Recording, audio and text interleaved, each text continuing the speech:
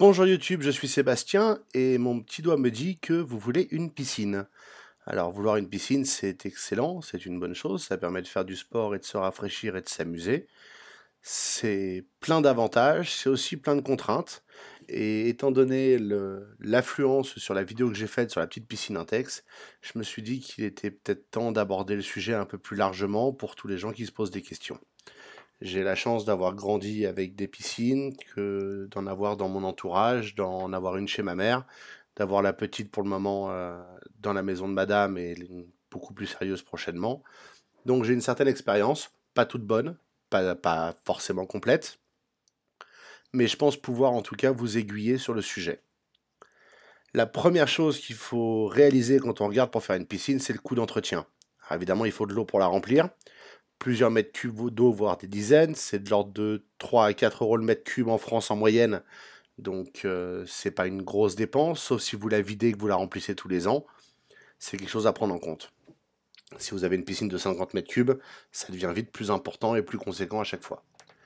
Ensuite, il y a le coût du fonctionnement. À minima, vous avez une pompe filtre. Rapidement, vous avez plus de matériel, une pompe à chaleur pour la chauffer, l'électrolyseur pour traiter l'eau, le filtre à sable, une vraie pompe sérieuse, l'éclairage, le rideau pour la fermer, il y a plein de choses comme ça qui se rajoutent. Les produits d'entretien, ça fait vite un coût d'entretien régulier qui sont un petit peu plus sérieux et vous risquez aussi de devoir augmenter votre abonnement EDF, NJ, peu importe, euh, au niveau supérieur pour supporter la piscine, puisque la pompe, par exemple, est quelque chose qui tire beaucoup d'électricité, notamment pour démarrer.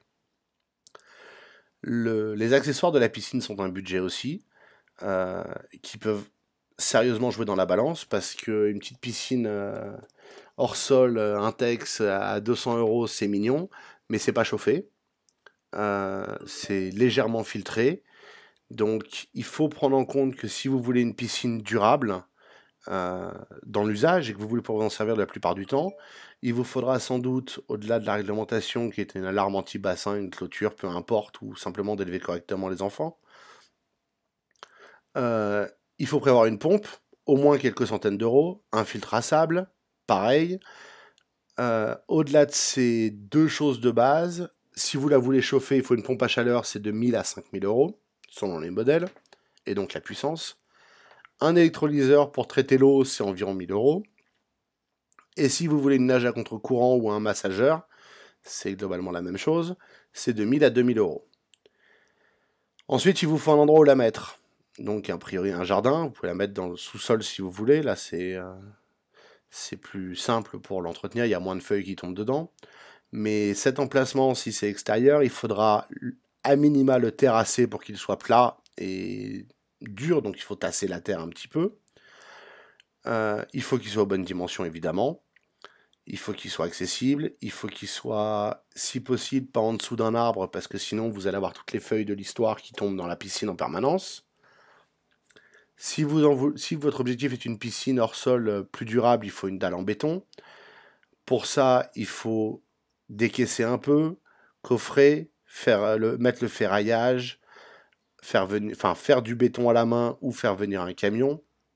C'est quand même des considérations pas négligeables qui, si vous n'êtes pas capable de le faire à la main, si c'est trop de surface, comme s'il faut creuser pour mettre une piscine enterrée, il faut pouvoir amener du matériel, donc une pelleteuse, une mini pelle suffit, et probablement une chargeuse pour déplacer la terre après.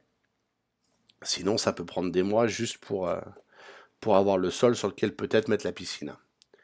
Et pour le béton, à moins que vous fassiez que quelques mètres carrés de béton, si le calcul arrive en mètres cubes, il est souvent plus rentable et clairement plus rapide et moins fatigant de faire venir une toupie avec ou sans une pompe selon l'accès que vous avez à l'emplacement. Et ça vous permettra aussi d'avoir du béton plus uniforme puisque mélangé en une fois. Il y a aussi un point à pas négliger, c'est la loi que nul n'est censé ignorer. Si vous voulez une piscine hors sol moins de 3 mois par an, vous faites ce que vous voulez, la loi n'a pas d'importance. Mais il faut la démonter le reste de l'année. Et donc la remonter, la redémonter, la remonter, la redémonter, c'est vite pénible. Si vous l'installez de façon permanente, qu'elle soit hors sol ou enterrée, ou semi-enterrée, peu importe, c'est la même chose. En dessous de 10 mètres carrés, rien à déclarer, vous faites une grande baignoire. Entre 10 et 100 mètres carrés, il vous faut une déclaration préalable auprès de la mairie. Et au-delà de 100 mètres carrés, il faut un permis de construire. Pour mémoire, une piscine de 10 mètres par 5 mètres, donc déjà de la bonne piscine, ça fait 50 mètres carrés, donc il n'y a pas de permis de construire, c'est probablement une déclaration préalable qu'il vous faut. On veut tous une piscine olympique avec des bancs immergés pour bronzer, des jets massants, tout un tas d'avantages, qui soient chauffés à 28 degrés toute l'année, c'est merveilleux. La réalité, c'est qu'étant donné le coût d'entretien d'une piscine et le coût initial d'installation, vous avez intérêt à vous fixer sur la piscine la plus petite en surface et en volume qui vous convienne. Si vous voulez faire de la natation et faire des kilomètres de natation, trouver une piscine publique avec un bassin olympique. Faire ça chez vous, c'est même si vous faites une piscine de 15 mètres, c'est des centaines d'allers-retours juste pour faire 1 kilomètre. C'est aberrant. Donc, petit, pas forcément petit, mais aussi petit que possible pour que ça reste un projet gérable à taille humaine et que l'entretien ne devienne pas trop une corvée. Ça en sera une, mais pas trop. Et basé sur ces quelques informations préalables, je vais vous laisser réfléchir un petit peu et préparer les vidéos suivantes où je vous parlerai des différents types de piscines qu'on trouve et que vous pourrez installer chez vous avec plus ou moins d'efforts et de budget. Merci d'avoir suivi cette vidéo, j'espère qu'elle vous aura intéressé et qu'elle vous sera utile. Si c'est le cas, pensez à la liker et à vous abonner pour ne pas manquer les suivantes. Et si vous avez des questions ou des remarques, les commentaires sont là pour ça.